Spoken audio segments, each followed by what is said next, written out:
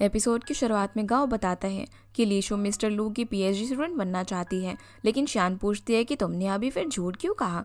तो वो कहता है कि हम दोनों अकेले नहीं थे, बल्कि और भी लोग थे, और वहीं कहीं लीशु की टिकट मेरे पास गलती से रह गई होगी। लेकिन शान बिल्कुल भी यकीन नहीं करती, क्योंकि उसने आंटी को इन टिकट्स को छुपाते हुए देख लिया था, जिसका मतलब वो सब कुछ जानती है और इस बात को छुपाने में गाओ की मदद कर रही है। यही वजह है कि वो यहाँ से जाना चाहती है। इस पर गाओ हाँ करता है। अब उसे बार बार अपने जवाब बदलता हुआ देखकर शान काफी गुस्सा हो जाती है और अंदर चली जाती है। दूसरी तरफ हम नान को देखते हैं, जो कि देर रात तक अपनी स्टूडियो में काम कर रही थी। तभी जिया उसे एक वीडियो भेजती है जिसमें जियांग अपने टेबल पर ही सो गया था, लेकिन नान उसे इग्नोर कर देती है। तो जिया उसे कॉल करती है और बताती है कि जियांग ने उसके लिए सोमिन से काफी आर्ग्यू किया और उसे निकाल दिया, बस अब वो तुम्हारे वापस आने का वेट कर रहे हैं। इस पर नान कुछ नहीं कहती और कॉल कट कर देती है। लेकिन कुछ देर बाद हम उसे जियांग के पास देखते हैं। फिर हम शान को देखते हैं, जो कि आंटी को कुछ पैसे देती है, जिन्हें लेने से आंटी मना कर रही थी, पर शान उन्हें मना लेती है। जिसके बाद आंटी उसे उसकी हैप्पी लाइफ के लिए एक लकी चार्म देती है और बोलती है कि तुम्हें गाँव के बारे में सोचने की जरूरत नहीं है, तुम सिर्फ अपने बारे में सोचना। अगले दिन गाँव जब आंटी को छोड़ने के लिए जा रहा था, तभी आंटी उससे पूछती है कि वो शान से डिवोर्स लेने के बारे में क्यों सोच रहा है। इस पर वो उन्हें बताता है कि वो ऐसी लाइफ से परेशान हो गया है जिसमें वो बस पढ़ता रहता है, बच्चों का ख्याल रखता है और अपनी वाइफ के काम से वापस आने का इंतजार करता है। वो अपने लिए कुछ करना चाहता है, जिसके लिए उसे अब्रॉड जाना पड़ेगा और वो हमेशा यहीं पर फंसा नहीं रह सकता, फिर उसके लिए उसे कुछ भी करना पड़े। दूसरी तरफ हम जोंग को देखते हैं, तो जब घर पर पहुंचती है तो उसे घर में आवाजें आ रही थी। जब वो जाकर देखती है तो फेंग उस दीवार को तोड़वा रहा था। ये देखकर जोंग हैरान हो जाती है। वो उसे बताता है कि देंग की मॉम यहाँ से जा चुकी है और देंग ने उसे आज ये दीवार तोड़वाने के लिए कहा है। देंग ने अपनी मॉम को जाने के लिए कैसे मनाया, वो भी फेंग उसे बता देता है कि फैमिली सेविंग्स जो उसने गंवा दी थी, उनकी प्रूफ उसने अपनी मॉम को दिखा दिए, जिससे वो काफ़ी नाराज़ हो गई कि अगर ये बात बाहर पता चले तो क्या होगा। इतने में ही जोंग की मॉम वहाँ पर आती है, जो उसके लिए खाना लेकर आई थी। जब उन्हें पता चलता है कि देंग की मॉम जा चुकी है तो चैन की सांस लेती है। खाने के बाद जोंग फिर मॉम को बाहर छोड़ने के लिए आती है और उन्हें बताती है कि उसने अपने रिज्यूम कुछ कंपनीज में भेजा है और इंटरव्यू के लिए वो शंघाई जाएगी। ये सुनकर मॉम उदास हो जाती है कि इस तरह तो जोंग उनसे दूर चली जाएगी, लेकिन वो बोलती है कि वो वहाँ पर ट्रैवल कर लिया करेगी। सीना वापस से गाँव पर आता है, जो कि आंटी को ड्रॉप करके वापस आता है। शान उससे आज का प्लान पूछती है तो गाँव जवाब देता है कि वो तो तुम कार ट्रैक करके खुद ही पता लगा सकती हो। ये सुनकर शान अपसेट हो जाती है। दूसरी तरफ हम नान को देखते हैं, जो कि जियांग के लिए टिफिन लेकर उसके ऑफिस जाती है, लेकिन वहाँ उसके कैबिन में उसे सुमिन का बैग दिखता है, जिससे वो हैरान थी। इतने में जियांग वहाँ पर आता है, जो उससे बैग ले लेता है। नान पूछती है कि अगर तुमने सुमिन को घर से निकाल दिया है तो उसका बैग यहाँ पर क्या कर रहा है। नान उसे सब कुछ पूछती है, पर जियांग बोलता है कि तुम्हारा जानना जरूरी नहीं है। लेकिन जब नान उसे फोर्स करती है तो वो कहता है कि ये बैग उसने सुमिन के लिए अपने फर्स्ट बिजनेस डील के पैसों से लिया था, लेकिन मुझसे अलग होने के बाद वो ये बैग मेरे पास ही छोड़ गई। मैंने उसे 100 मिलियन दिए थे, लेकिन उसने सब कुछ इन्वेस्ट करके गवा दिया। अगर अब मैंने उसकी मदद नहीं की तो वो मुझे मेरी बेटी शियाटोंग से नहीं मिलने देगी, इसलिए मैंने तुमसे सब कुछ छुपाया, क्योंकि मैं तुम्हें परेशान नहीं करना चाहता। जिसके बाद वो उसे गले लगा लेता है और बताता है कि हो सकता है कि फ्यूचर में शियाटोंग हमारे साथ ही रहे, जिसका उन्हें मिलकर ख्याल रखना होगा। ये सुनकर नान हैरान हो जाती है, पर वो मान जाती है। दूसरी तरफ हम जोंग और देंग को देखते हैं, जो कि डिवोर्स प्रोसीजर कंप्लीट करने ऑफिस पहुंच जाते हैं, जहां पर देंग बातों ही बातों में उसे बताता है कि मॉम ने उसे घर से निकाल दिया है। तो जोंग पूछती है कि फिर वो अभी कहाँ रह रहा है। इस पर देंग बोलता है कि ये जानना तुम्हारे लिए ज़रूरी नहीं है। इसके बाद वो अंदर जाते हैं। जो ऑफिसर उनसे जो भी सवाल पूछ रहे थे उसके पूरे होने से ही पहले वो जवाब दे रहे थे। ये देखकर वो ऑफिसर भी हैरान थी। फिर वो उन्हें फॉर्म फिल करने के लिए देते हैं। जब देंग फॉर्म फिल करने के लिए डिवोर्स का रीज़न पूछता है तो जोंग रिलेशनशिप ब्रेक डाउन कहती है। इस पर देंग सवाल पूछता है कि क्या कभी तुमने मुझसे प्यार किया था, लेकिन वो कोई भी जवाब नहीं देती। तो देंग डिवोर्स रीज़न में लिख देता है कि उसकी पार्टनर ने उससे कभी प्यार ही नहीं किया। ये देखकर जोंग उस पर गुस्सा करने लग जाती है। फॉर्म भरने के बाद अब जब वो बाहर निकलते हैं तब तक मौसम काफ़ी ख़राब हो चुका था। जोंग देंग से बोलती है कि वो 30 दिन बाद आकर अपना सर्टिफिकेट ले ले, लेकिन वो कहता है कि वो नहीं ले सकता। तो जोंग उसे उसकी कार ले जाने के लिए बोलती है, क्योंकि उसे ड्राइविंग नहीं आती थी, जिसके लिए वो मान जाता है। और वो उससे बोलता है कि उसका कुछ सामान अभी भी उसके घर में है, जिसे वो बाद में आकर ले जाएगा। फिर वो बारिश में भीगते हुए वहाँ से चला जाता है। दूसरी तरफ हम शियान को देखते हैं जो बच्चों को जब पिक करने के लिए जाती हैं तो बच्चे उससे पूछते हैं कि क्या आप लीशु को पसंद नहीं करती, क्योंकि जब वो आती है तो आप डैड से लड़ाई करते हो। इस पर वो उन्हें समझाती है कि बड़ों के लिए चीज़ें काफ़ी कॉम्प्लिकेटेड होती हैं। वहीं मॉम डैड जोंग के डिवोर्स होने के बाद ठीक से सो नहीं पाते हैं। जोंग भी घर आने के बाद डेंग को याद करने लगती है कि कैसे वो कभी कितना खुश रहते थे। कुछ दिन में जोंग का बर्थडे आने वाला था और डेंग ने उससे कहा था कि ये डिवोर्स उसका बर्थडे गिफ्ट है। उसे डेंग की अब हर कही हुई बात याद आने लगती। दूसरी तरफ हम शियान को देखते हैं जिसे गाँव का कलीग कॉल करके उसे ले जाने के लिए कहता है क्योंकि उसने काफ़ी ड्रिंक कर ली थी। तो शियान बच्चों को एक बार रूम में चेक करने के बाद बाहर में गाँव को लेने के लिए चली जाती है। जहाँ वो देखती है तो उसने काफ़ी ड्रिंक की हुई थी। उसे घर चलने के लिए बोलती है, जिसकी बात मानकर गाँव उसके पीछे आ जाता है। घर आने के बाद शियान उससे पूछती है कि अगर दायून अब्रॉड जा रहा है तो उसकी पोजीशन तो तुम्हें मिल सकती है ना। लेकिन गाँव इस बारे में कुछ बात नहीं करना चाहता था और वो स्टडी रूम में चला जाता है। अगले दिन हम देखते हैं कि जब सभी ब्रेकफास्ट कर रहे थे तो बच्चे गाँव को लीशु को वापस लाने के लिए कहते हैं। गाँव बोलता है कि वो अपने काम में बिजी है, लेकिन बच्चों का क्ले मॉडल अभी कंप्लीट नहीं हुआ था। इस पर गाँव ने जाकर तैयार होने के लिए कहता है। फिर वो शियान से पूछता है कि क्या लीशु एक बार के लिए यहाँ पर आ सकती है ताकि बच्चे डिसअपॉइंट ना हो। इस पर सोचने के लिए वो टाइम देता है। दूसरी तरफ हम शियाटोंग को देखते हैं जो कि यहाँ पर रहने के लिए आ जाती है, लेकिन उसकी बातों से लग रहा था कि वो काफ़ी रूड है। वो जियांग से पूछती है कि वो नान को क्या कहकर बुलाएगी, सिस्टर, आंटी या फिर क्या। तो वो उसे उसके नाम से ही बुलाने के लिए बोलता है। अब जब उसे उसकी रूम में ले जाया जाता है तो वहाँ का पिंक कलर उसे पसंद नहीं आता। वो सब कुछ फेंकने लग जाती है, जो देखकर जियांग उसे डांटता है। नान कहती है कि अगर तुम्हें पसंद नहीं है तो हम चेंज करवा देंगे, लेकिन जियांग बोलता है कि सब कुछ ऐसा ही रहेगा। जिसे इग्नोर करने के लिए शियाटोंग अपने हेडफोन्स लगा लेती है। तो जियांग बाहर आकर नान से बोलता है कि ज़रूर सुमिन ने उसे इतना बिगाड़ा है। तभी शियाटोंग बाहर आती है और अपने सामान के बारे में पूछती है, जिसमें उसकी बॉक्सिंग ग्लव्स थे। जियांग गुस्से में कहता है कि उसने उन्हें फेंक दिया, जिससे वो नाराज होकर वापस अंदर चली जाती है। हालांकि जियांग ने उन्हें फेंका नहीं था, बस कहीं पर रख दिया था। तो नान उसे समझाने लग जाती है कि उसे उसके साथ ऐसे नहीं करना चाहिए, पर वो उसे सही आदतें सिखाना चाहता है। सीन अब जोंग पर आता है जो कि इंटरव्यू के लिए गई हुई, जहाँ उसे यूयू मिलती है जो बताती है कि हम सभी के यहाँ पर निकनेम्स हैं और उसी से वो लोग एक दूसरे को बुलाते हैं। तो जोंग अपना निकनेम ग्रेस बताती है।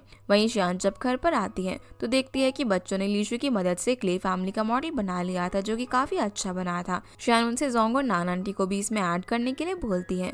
तभी गाओ शियान को बाहर बुलाता है, जहाँ वो उससे पूछता है कि घर में कैमरास ऑन क्यों थे। शियान सबसे अनजान बनती है। गाओ बोलता है कि उसकी इस हरकत की वजह से लीशु के सामने वो कितना एम्बैरस फील कर रहा था, लेकिन शियान बोलती है कि वो तो सिर्फ होम ट्यूटर है तो उसे कैमरा से फर्क नहीं पड़ना चाहिए। लेकिन गाओ इस चीज़ को लेकर शियान पर गुस्सा करने लगता है कि उसे उस पर ट्रस्ट करना चाहिए अगर वो रिलेशनशिप को हैप्पी रखना चाहती है।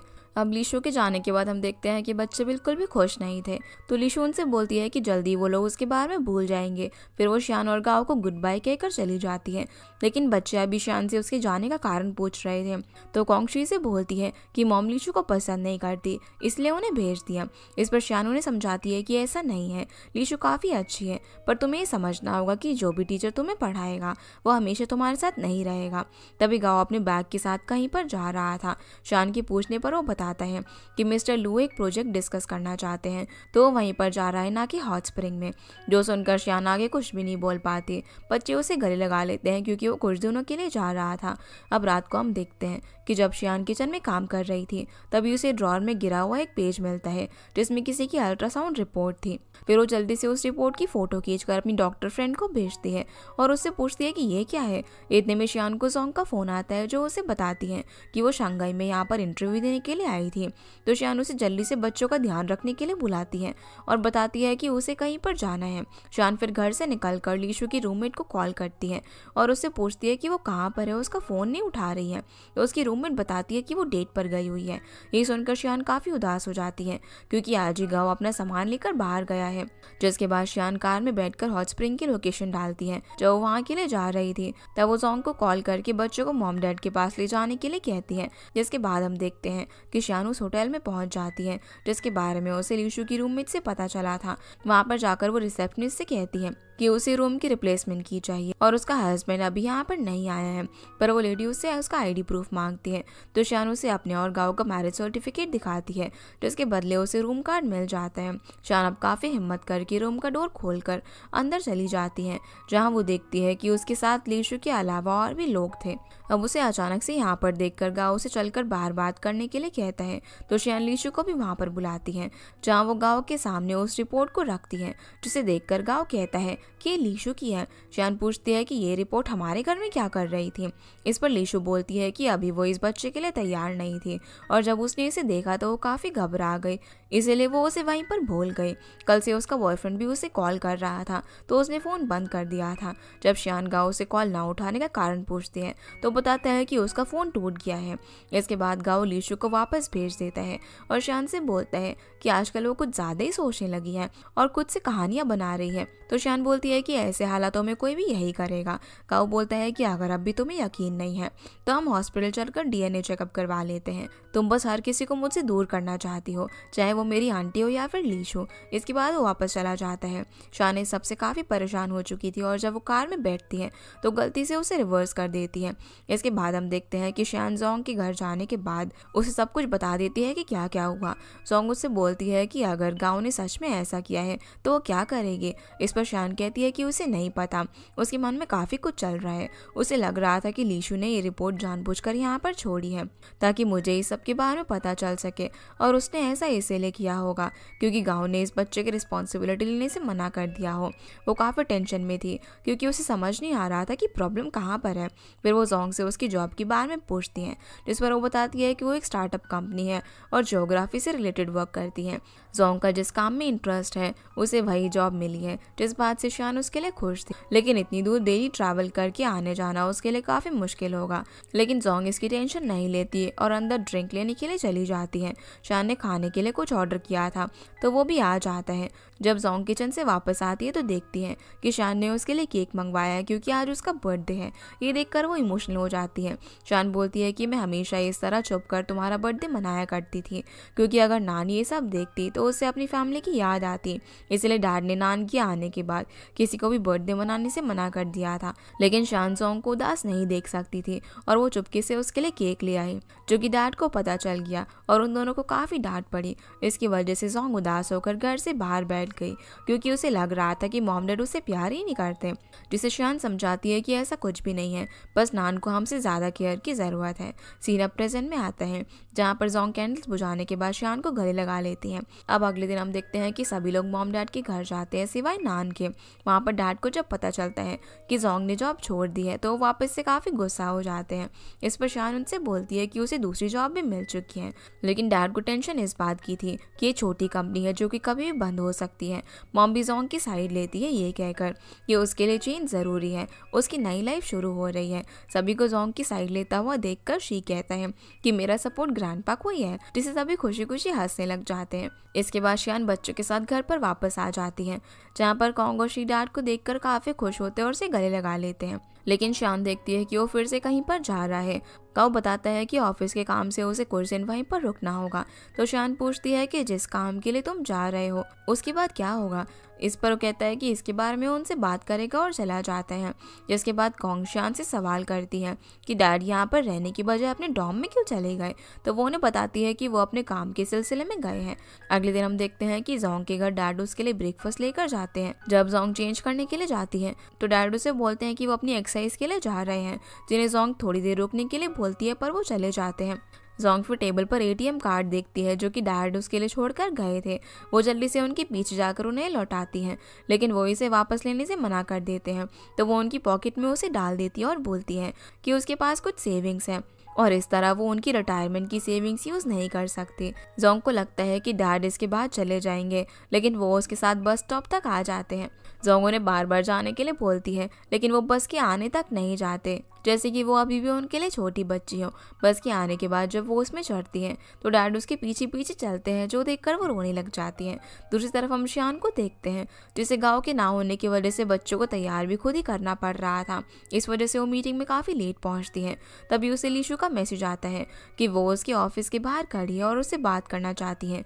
कुछ देर बाद वो दोबारा मैसेज करती है कि वो उसके ऑफिस में है। तो शियान मीटिंग के बाद जाती हैं, जहाँ पर लीशु उससे पूछती है कि तुमने मेरे रिसर्च इंस्टीट्यूट में अनोनिमस लेटर क्यों भेजा, जिसमें लिखा हुआ था कि मैं लोगों की फैमिलीज को तोड़ देती हूँ और मैं किसी और के बच्चे के साथ प्रेग्नेंट हूँ। लीशु का शक शियान पर इसीलिए था क्योंकि इस बारे में सिर्फ गाँव उसे और उसके बॉयफ्रेंड को पता था। वो बताती है कि वो 3 साल की मेहनत के बाद उस रिसर्च इंस्टीट्यूट में जा पाई थी, लेकिन तुमने सब कुछ बर्बाद कर दिया। शियान उसे बोलती है कि इस अनोनिमस लेटर के बारे में वो नहीं जानती।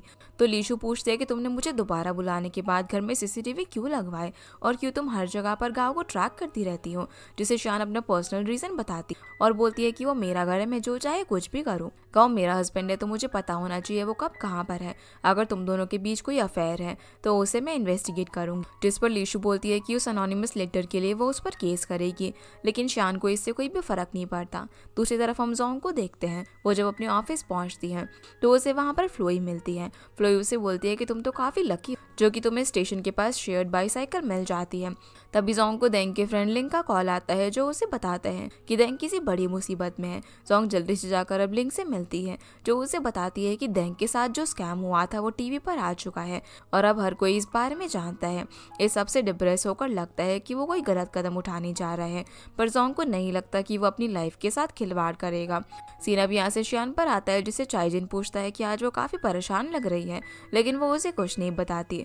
तभी शियान को बच्चों के स्कूल से कॉल आता है कि उनकी तबीयत खराब है, तो चाइजिन उसे अपनी कार दे देता है क्योंकि उसकी कार डैमेज थी। जिसके बाद शियान जल्दी से स्कूल पहुंचती है, जहाँ वो देखती है कि उनकी तबीयत ज़्यादा खराब है, इसीलिए वो उन्हें उठाकर हॉस्पिटल ले जाती है, जहाँ चेकअप के बाद वो बच्चों को बताती है कि वो अब ठीक है। लेकिन कॉन्ग और शी डैड के बारे में पूछते हैं कि वो क्यों नहीं आए, तो शियान बताती है कि वो बिजनेस ट्रिप के लिए गए हुए हैं।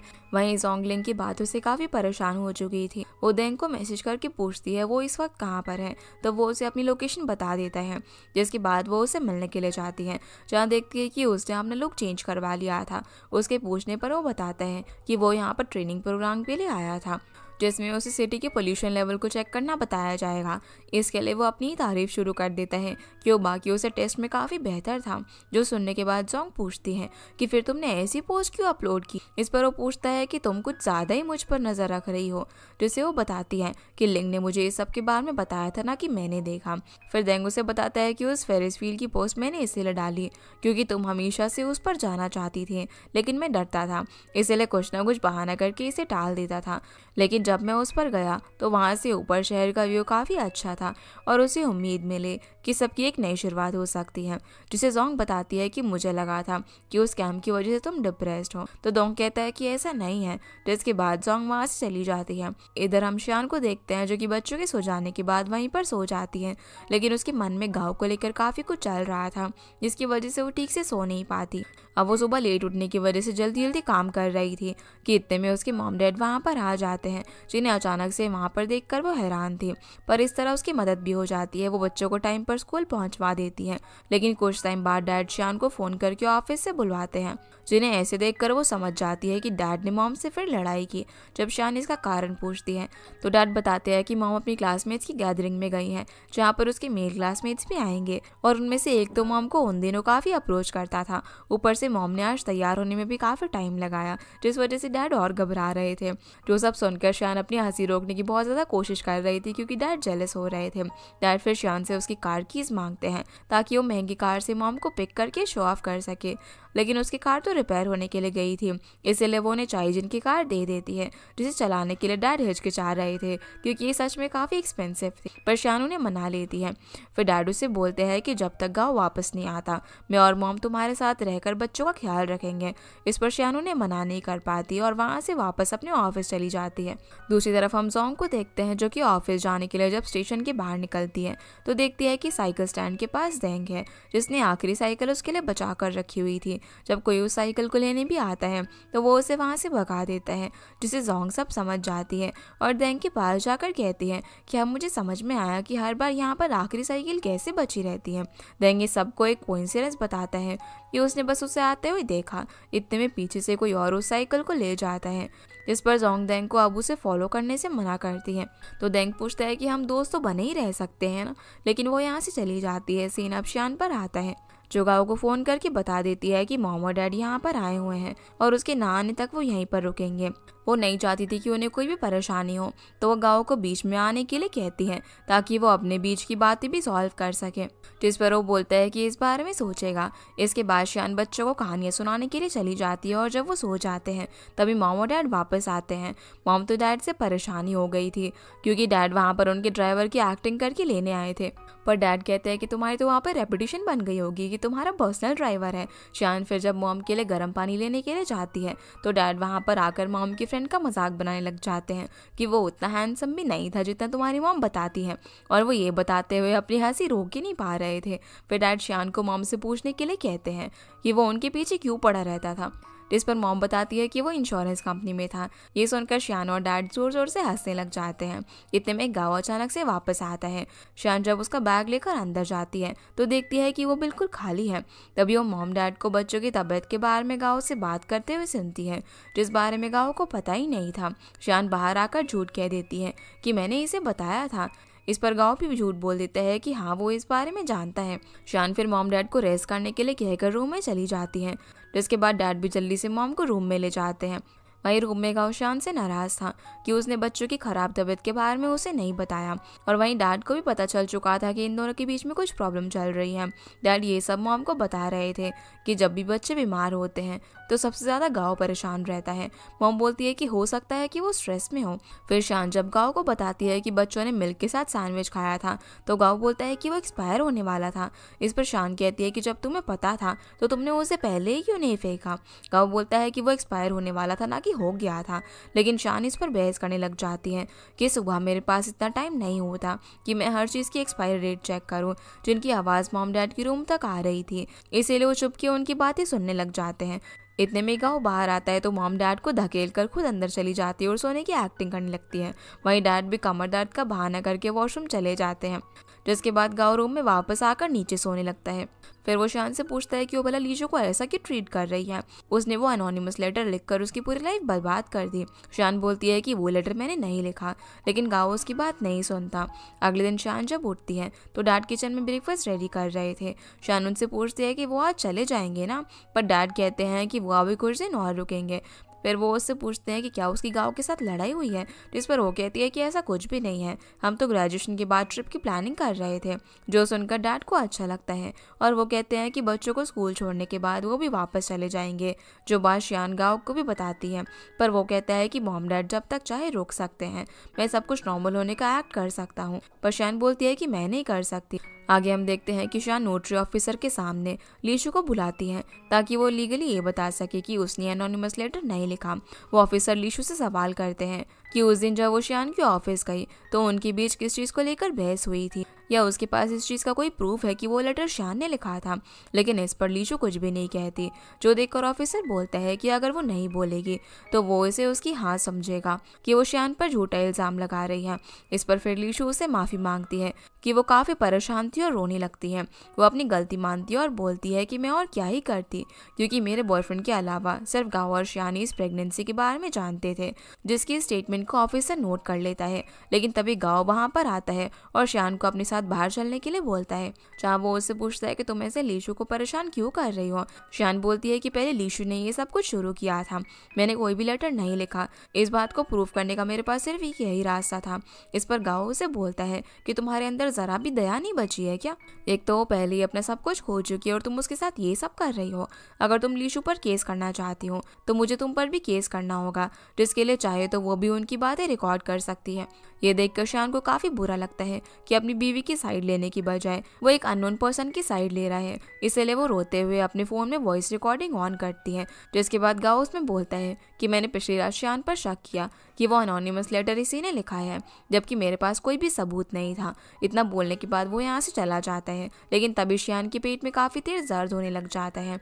उसी दर्द के बाद वो अपने ऑफिस आती है और ड्रॉर से जब मेडिसिन ले रही थी तभी चाइजन वहाँ पर आ जाता है, जो उसे इस हाल में देखकर उसकी मदद करता है और उसे हॉस्पिटल लेकर जाता है। फिर जब गाओ को चाइजन से उसकी हालत के बारे में पता चलता है तो वो उसके पास आ जाता है और बोलता है कि अगली बार ऐसा कुछ भी हो तो मुझे बताया करो, वरना लोग बोलेंगे कि मैं अपनी वाइफ का ध्यान तक भी नहीं रख सकता। इस पर शान उसे बोलती है कि तुम्हें यहाँ पर रुकने के लिए कोई भी जबरदस्ती नहीं कर रहा है, तुम्हें रुकना है तो रुको वरना जाओ। जिन्हें चाइजिन दूर से ही ऐसे देख रहा था और उसे इतना तो समझ में आ गया था कि इनके बीच सिचुएशन नॉर्मल नहीं है। तभी गाओ उठकर चला जाता है जहाँ चाइजिन को बताता है कि वो बच्चों को लेने के लिए जा रहा है। चाइजिन जब शान को वापस ले जा रहा था तब वो उसे इतना परेशान देखकर पूछता है कि उस दिन जो लड़की ऑफिस में आई थी उसका और गाओ के बीच कोई अफेयर चल रहा है क्या। इस पर शान कहती है कि इसके खिलाफ अभी उसके पास कोई भी एविडेंस नहीं है।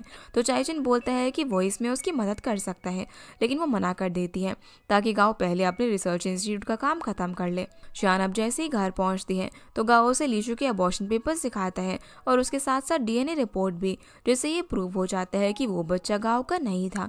फिर वो शान से बोलता है कि इसके बाद वो अपने और लीशु के बारे में उसे कोई भी सफाई नहीं देगा और इस सब से वो तंग आ चुका है। शान पूछते है कि इसका मतलब क्या तुम मुझसे डिवोर्स लेना चाहते हो, जिसका फैसला वो शान पर ही छोड़कर अंदर चला जाता है। लेकिन वो इस सबसे काफी स्ट्रेस में आ जाती है और उसके पेट में फिर से दर्द बढ़ जाता है। दूसरी तरफ हम देखते हैं कि गाओ अपनी कार में बैठने के बाद मुस्कुराने लगता है, जैसे ये सब उसी की चाल थी ताकि ऐसा लगे कि शान डिवोर्स लेना चाहती है, ना कि वो। सीन अब शिफ्ट होता है और हम मॉम को देखते हैं जो कि मोबाइल में किसी न्यूज़ के बारे में पढ़ रही थी। ये एक लेडी ऑफिस के बाद लापता हो गई, जिससे मॉम के मन में जोंग के लिए फिक्र होने लगती है। वो जोंग को कॉल करती है लेकिन उसका फ़ोन नहीं लगता, जिससे वो दोनों ही घबरा जाते हैं और जल्दी से जोंग के घर जाते हैं, लेकिन घर पर भी कोई नहीं था। अब वो पुलिस में रिपोर्ट करना चाहते थे, लेकिन उसे अभी मिसिंग हुए 24 घंटे नहीं हुए थे।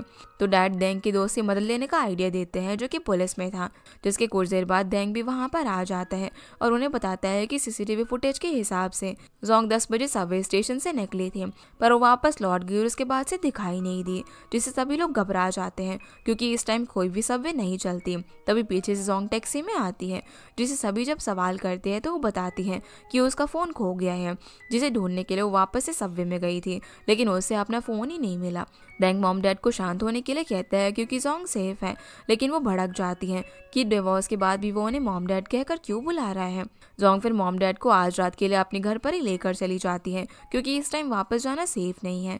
अंदर आकर वो उन्हें आइंदा डेंग को उसके मैटर से इन्वॉल्व करने के लिए मना करती है। मॉम डैड उसे परेशान नहीं करना चाहते थे, इसीलिए वो भी वापस चले जाते हैं। दूसरी तरफ हम डेंग को देखते हैं जो कि काफ़ी परेशान था और रो रहा था। उसे अब अपनी उन सभी गलतियों पर पछतावा हो रहा था, जिसे अगर वो टाइम पर सुधार लेता तो ये सब नौबत ही नहीं आती। अगले दिन हम देखते हैं कि वो जोंग का साइकिल स्टैंड पर बाहर ही वेट कर रहा था। जो वहाँ पर आती है तो वो उसे कार कीज लौटाते हुए कहता है कि तुम्हें इसकी ज़्यादा ज़रूरत है। वो मना करती है, लेकिन डेंग बोलता है कि इसे तुम्हारे पेरेंट्स को तसल्ली रहेगी कि तुम सेफ हो, जो बात जोंग को सही लगती है और वो कार कीज ले लेती है। फिर वो उससे पूछती है कि अपनी ट्रेनिंग क्लास के लिए गया क्यों नहीं, जिस पर वो बताते हैं कि अभी काफ़ी टाइम है और अगर वो अभी निकला तो उन्हें सेम ही ट्रेन के अंदर ट्रैवल करना पड़ेगा, जिसे जोंग फिर इस दौरान चुप ही रहने के लिए बोलती है। आगे हम शान को देखते हैं जो कि डिवोर्स मैटर के बारे में लिख रही थी, पर तभी डैड उससे मिलने के लिए बुलाते हैं। शान उसे जाकर मिलती है और देखती है कि मॉम भी वहीं पर है, जो उसे जोंग के बारे में बात करने के लिए आए थे कि उसका ऑफिस घर से काफ़ी दूर है और उन्हें उसकी सेफ्टी के लिए फिक्र है, तो वो उसके ऑफिस के पास ही कोई घर रेंट करना चाहते हैं। लेकिन शान बताती है कि यहाँ पर घर रेंट करना काफ़ी कॉस्टली है, लेकिन मॉम डैड ने पहले एक घर देख लिया था जो कि 3500 युआन में मिल जाएगा।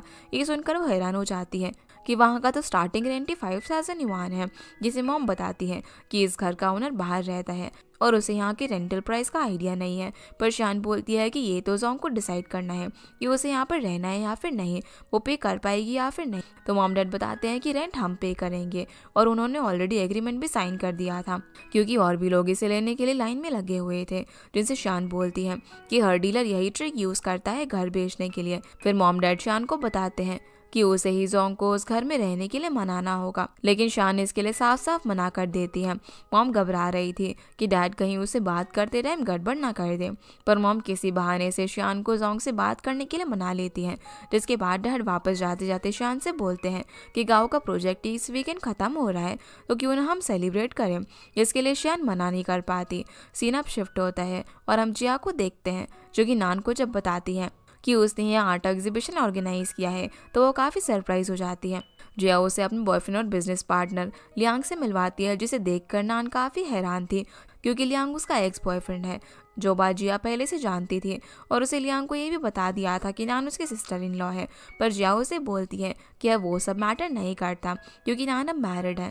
नान के पास कहने के लिए अब कुछ भी नहीं बचता, इसलिए वो वहाँ से चली जाती है। जिसके पीछे जाकर जिया उसे एक और शौक देती है कि वो लियांग से शादी करना चाहती है। इसके लिए उसे नान की मदद चाहिए, ताकि वो जियांग से बात कर सके और ये छुपा सके कि वो उसका एक्स है। इस पर कुछ भी कहे बिना वो चली जाती है, लेकिन जिया उसे उसकी हाँ समझती है। इसके बाद नान लियांग से मिलने के लिए जाती है और उससे पूछती है कि आखिर उसके इंटेंशंस क्या है। वो उसे जिया से दूर रहने के लिए समझाने आई थी, पर उल्टा वो नान पर ही इल्ज़ाम लगाने लग जाता है कि वो जियांग के साथ उसकी वेल्थ की वजह से है।